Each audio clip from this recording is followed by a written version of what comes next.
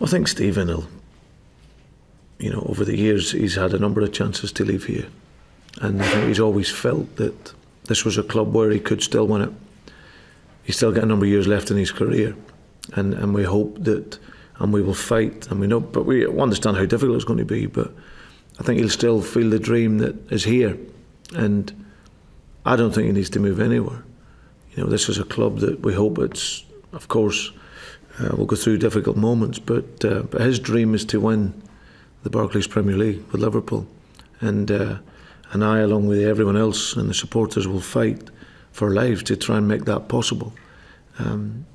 So no, I don't think he needs to move anywhere. He's an iconic figure for this football club, and his status, everything he's gained in the game has been through Liverpool Football Club. He's won every major honour you could possibly win at this club, and obviously there's one missing that he will want to fight for the rest of his career to win that here. So, but thankfully with Stephen, he's realistic as well. He knows the reality, and so he's not misguided in anything. So no, it's Sven's obviously had his reasons for saying it, but I'm delighted with his contribution. He's been brilliant since I've been here, Steven Gerrard.